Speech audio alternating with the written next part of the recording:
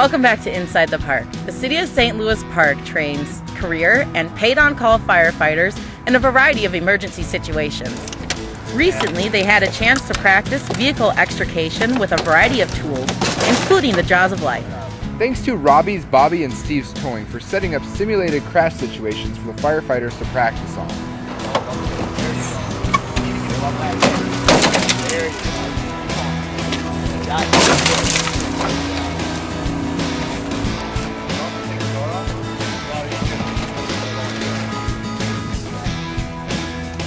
Get in between the hinges and get that bracket down on the ground, because that completes that circuit, so it's solid there. That gives the dash only one place to go. It's still a big deal. It's good a little bit space. Oh yeah.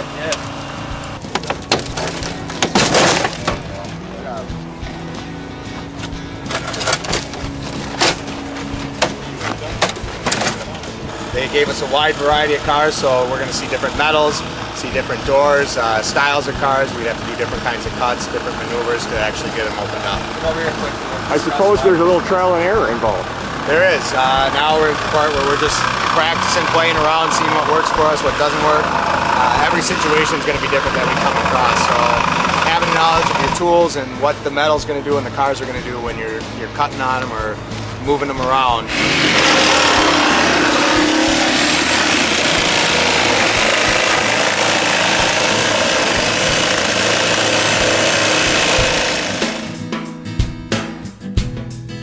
Now we'd like to honor the Park Spanish Immersion students for doing a great job at the National Spanish Examinations. We had a chance to talk to PSI Principal Ursina Swanson on one of the last days of school. PSI is just a wonderful community. We have teachers here and staff from 16 different countries, so a little mini United Nations, and I think that lends to the richness of this school community, and we're all really just really eager about sharing our language, sharing our culture with our students here. Can you tell us a little bit about why you believe so much in immersion? Well, I'm first of all a language teacher and passionate about learning other languages. For me, it's a way of getting to know other cultures, understanding other people, other points of view, worldviews, and I've always said learning another language is a window on the world. And so I'm first of all a passionate language learner and teacher, and I know that immersion is the best model that we have to get entire classrooms to be bilinguals. We can't give them all private tutors or all go to a foreign country to live. But in terms of teaching a whole classroom of children to learn fluently, native-like, another language, immersion is our best model. We're here with three very special students today, all award winners in the National Spanish Examination and Competition. Could you all introduce yourselves, please? Hi, I'm Sean Quirk, and I'm in 6th grade at the Park Spanish Immersion School. I'm Emmy Jung, and I'm also in 6th grade at Park Spanish Immersion.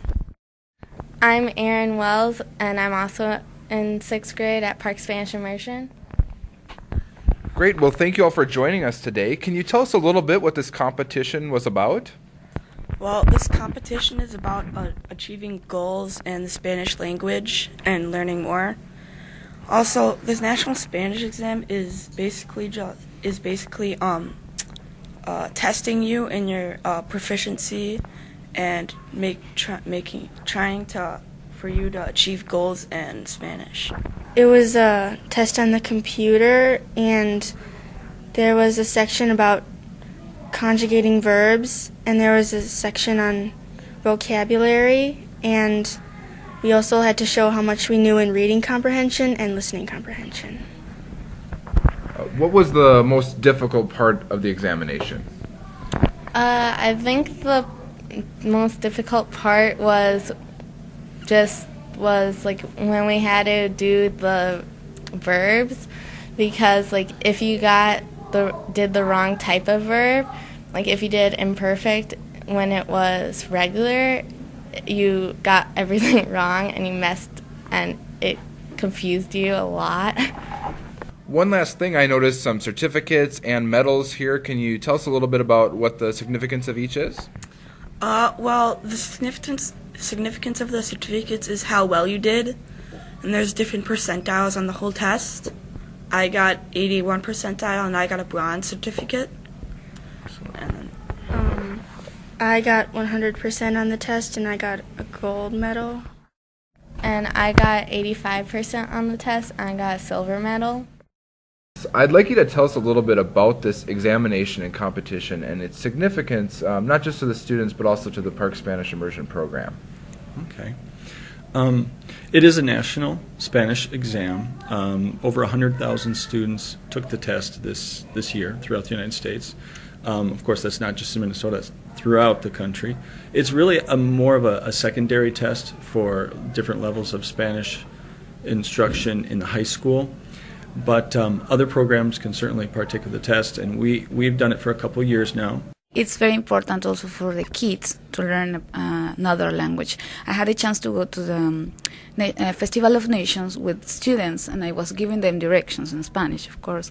And then most people who were around came and stop. Why are you talking to them in Spanish? And where are they from? And I mean, they're from here, but they go to PSI. So the rest of the people also feel proud or amazed at how well they can develop a language. So the youngest, the best. What would be the most important thing for the average person just know about immersion schools? Well, you're truly getting 2 for 1. You are going to have each child, a young person that is truly bilingual, bicultural, and the language would not be an issue for me. What language so much as that brain development happens, that learning of another language happens, so the young student can say, I'm not afraid of this. I can learn language 3 and 4. That is what a parent should really think about. While we're talking about schools, let's check in with another of the Arts and Culture grant recipients, the Xenon Dance Company. Xenon spent a week at Peter Hobart Primary Center teaching many students in the basic dance skills and creating dances.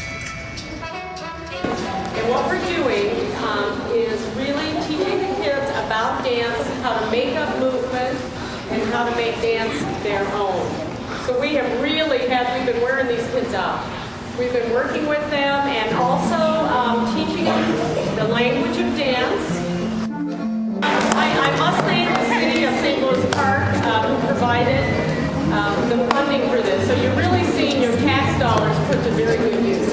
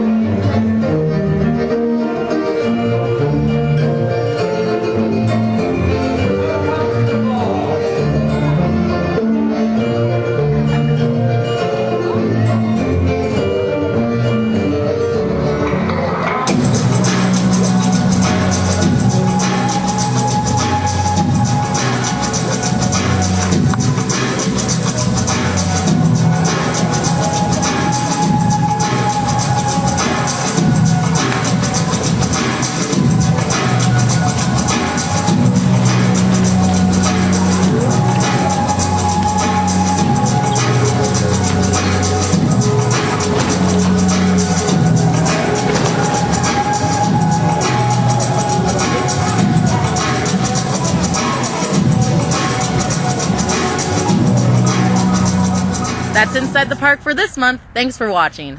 We hope to see you out on the trails and in the park soon, and don't forget to stop by the rec center and pick up your aquatic park season pass. See you next month.